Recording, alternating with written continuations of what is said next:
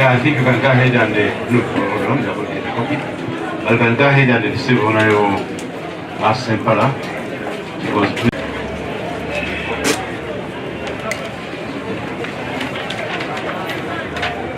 the honorable MP for Wakiso, this guy here. Thank you so much, sir. Good afternoon,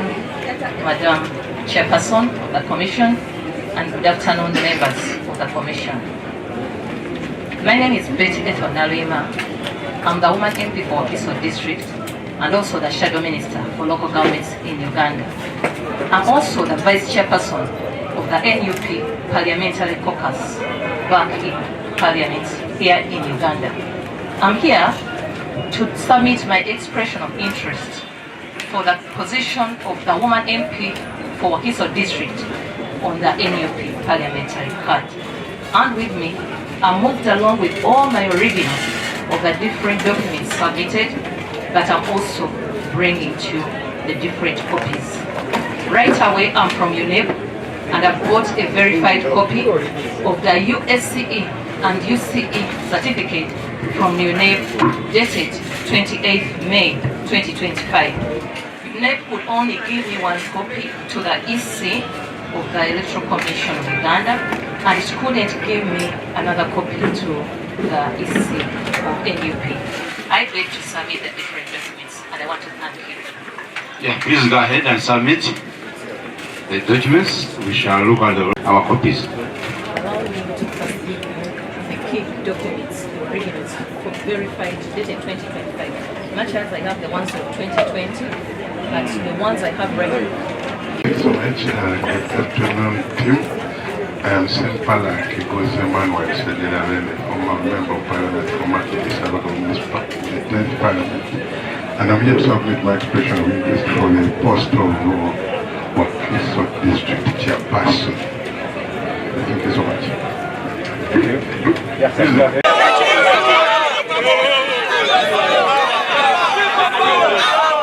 Thank you. Olunaku lwa leero tuzze okwongera okulaga nti nkyakiriza nnyo ddala mu kibiina kino ekya National Unity Platform era nga mami wa district Wakiso Honorable Betty Ethonalima leero nzize nyongera okuwaayo okusaba kwange era tuwaddeyo okusaba nga tuba nga tusaba tubeere ku kadi ya NUP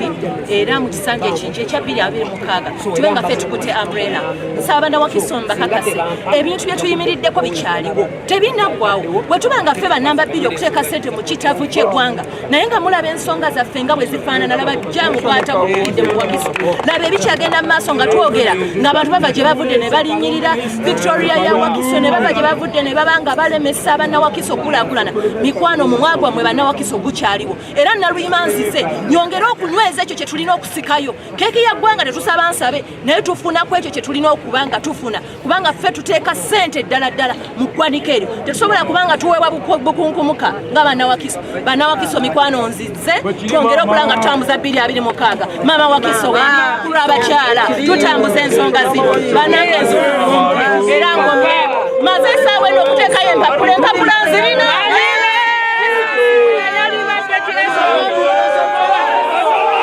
erinnya yenze Namuddo Kate Jinja lya Mazzi lityankuba nga yenze omubaka omukyala akiikirira Ndejje Division ku district y'e Wakiso kuno ku ticket era olwaleero nkomezawo empapula zange ze najjayo era ku kifo kyekimu ekyo ekya Wakiso District Woman Councillor nkiikirira abantu b'Endejje Division ku district y'e Wakiso era ebintu bigenze bulungi nnyo empapula nzizizaayo era ndi mugumu nnyo nkimanyi kaadi yange kubanga ekibiina nkiweereza bulungi sikiryanga mulukwe era mbadde nkigondera ate nga n'emirimu egyannonza ngikoze bulungi. Ku luno ekipya ki kyobaleetedde? Ku luno ekipya kye mbaleetedde luli tubadde nnyo nga tukolera nnyo wala ng'abakyala nga nekubidde nnyo sayidi eno etali mu Makindye Ssaabagabo nga mumanyi nti Makindye Ssaabagabo municipality yekolera ku nsonga zaayo naye olwaleero ŋŋambye Nyamantono olwana eri mu nkwawa ekifo ekinene anamma owentuleka ab'ebweru balye olwaleero ekifo ekinene kisika nkiza mu bakyala n'abaami n'abavubuka bandejje division mu Makindye Ssaabagabo municipality. National Unity Platform olunaku olwaleero nzize okuexpressinga interest mu kifo ky'obubaka omukyala oba woman MP era nga natandikidde ku mmeezi esooka ojuliza foomu okulaga nti nno oli mu bwetaavu ekifo kyagala bwe maliriza nengenda ku foomu ku mmeeza eya Electoral Commission eraga nti ddala mazima wasoma osaanidde so empaya ebipapula byange byonna ebyobuyigirize byange ate ng'obuyigirize bagamba bwa senior 6 naye ffe twayitawo dda ne tusoma paka masters n'ebigenderako so byonna tubireese era nga olwaleero bakakasizza nti nasoma ate nga ndi mutuufu ate nga nsaanidde okubanga nsaanidde ekifo ekyo eky'omubaka omukyala owa disitulikiti y'e Mukono.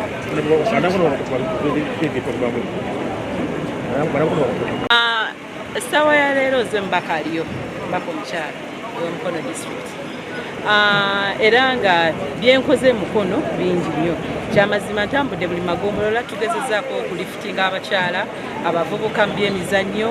byonna nga byetuteekeddwa okukola naye okuba nti disitulikiti eno nnene buli muntu tojja mutuukako naye okola ekyo ekisaanidde naye ate bwe mumpa ekisanja ekirala bannamukono ngenda kumaliriza ebyo bye simaliriza naye sinabagamba nti Mukono nagusiza wansi nkyali mubaka nkyakola mpaka olunaku olwa nomination ate okuddamu okuba omubaka so bingi nnyo byentegese okwongerezako ebyo byenkoze amasokezeko mabbali kadi yange ya National Unity Platform badde saagikozeemu photocopy ate wano tewaliwo photocopy akumpimpi tulina genda ku photocopy nga wandegeya naye mbagamba nedda katusoke tukolemu photocopy eya NUP card kyekituka ekibadde kiga